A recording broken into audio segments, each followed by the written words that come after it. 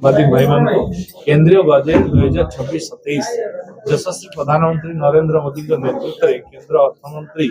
निर्मला सीतारमण द्वारा जो बिल आगत है जो बजेट आगत है से बजेट रे चाषी महिला युववर्ग वेतनभोगी मध्यवित्त व्यवसायी एमएसएमई स्वास्थ्य सेवा निजुक्ति शिक्षा प्रतिरक्षा और परिवेश परी सबु क्षेत्र को गुरुत्व दि जाए। सबुठ बड़ ये बजेट रे शहरीकरण को अधिक प्राधान्यता दिया जो थे कि आगामी दिन में ओडिशार शहरीकरण विकास एवं समृद्धि एवं परिधि वृद्धि होबारे ये केंद्रीय बजेट बहुत सहायक हेबो।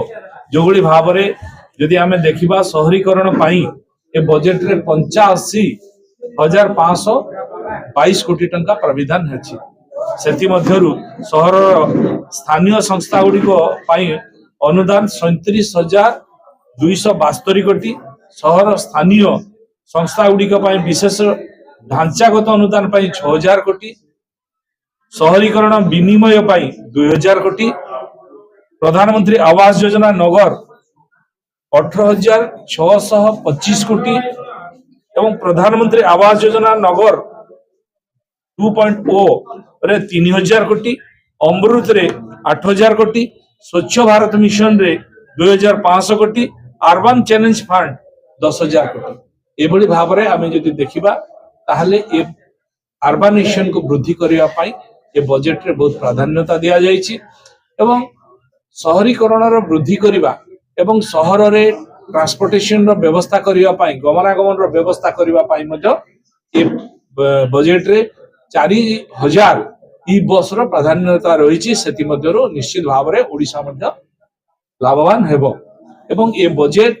जहाँ शहरीकरण गृह निर्माण करने एवं शहरीकरण समृद्धि करने शहरीकरण को वृद्धि करने यथेष्ट प्राधान्यता रही आम देखुचे जो भली भाव में एवं आम कलु जे शहरीकरण ग्रोथ करने सहर इकोनॉमिकल डेवलप करने रीजन गढ़ाई ये प्राधान्य दिखाई जो भली भाव में एवं आम ओडिशा सरकार माननीय मुख्यमंत्री अध्यक्षतार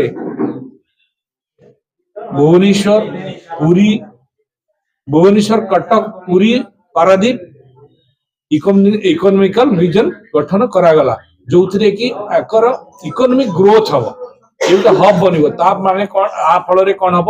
केवल जे कॉर्पोरेशन गुड़िक डेभलप हम ना आ पाखापाखि थिबा सहर गुड़िक विकसित हो पार एवं ताकर अर्थनैतिक अभिवृद्धि घटिबो। तेणु अर्बानाइजेशन ग्रोथ हवा सांगरे जो लोक माने शहरीकरण मुखा होइचंती सहर को आसीबार मोहिचंती सेमानक पाई मध्य घर व्यवस्था प्राधान्यता रोची प्रधानमंत्री जो आवास योजना रोची से लोक मान वर्टिकल घर करके जोगे दबार व्यवस्था रोची एवं समस्त